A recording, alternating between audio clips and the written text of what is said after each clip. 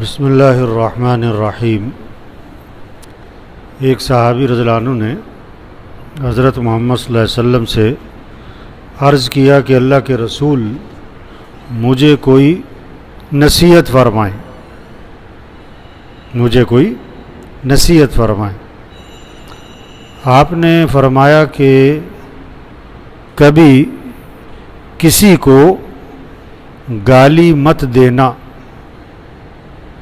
کبھی بھی کسی کو گالی مت دینا۔ بھائی یہ نصیحت ہے، اگر کسی کی سمجھ میں آ جائے تو بہت بڑی بات ہے، گالی نہیں دینی۔ آج ہمارے معاشرے میں بہت گالی ہے، بہت گالی ہے۔ غصے میں تو اکثریت دیتی ہے گالی، مذاق مذاق میں بھی گالی دیتے، بات بات میں بھی گالی دیتے۔ تو صحابی فرماتے ہیں کہ جب حضور صلی اللہ علیہ وسلم نے مجھے نصیحت فرمائی کہ کبھی کسی کو گالی نہ دینا، تو اس کے بعد سے میں نے کبھی کسی کو گالی نہیں دی۔ یہ ہے شریعت کا مزاج، جب بات سنو تو مانو، سنو اور عمل کرو۔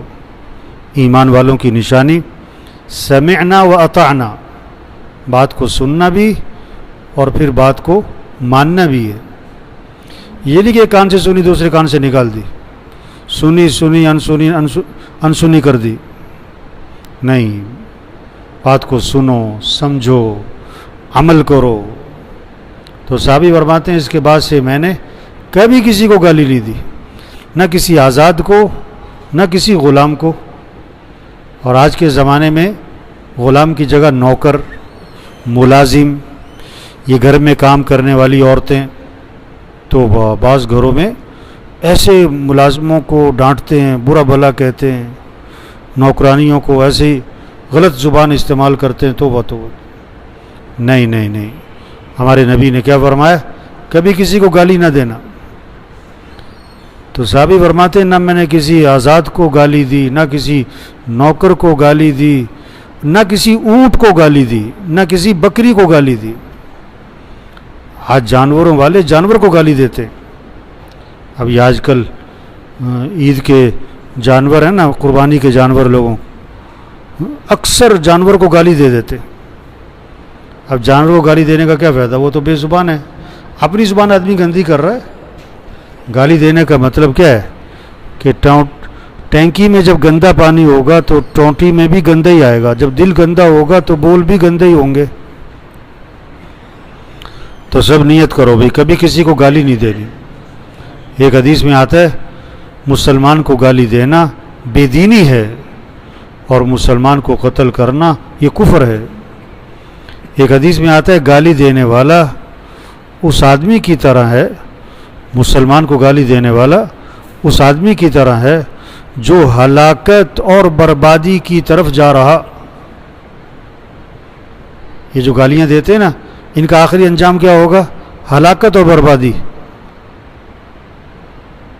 تو بازاروں میں جاؤ، لوگ گالیاں دیتے، عام طور پر فیکٹریوں میں جاؤ، لیبر ایک دوسرے کو گالی دیتی، مزدور گالیاں دیتے، ایک دوسرے کو بلاتے ہیں، گالی دے کے بلاتے، جواب دیتے ہیں گالی دے کے۔ توبہ توبہ توبہ۔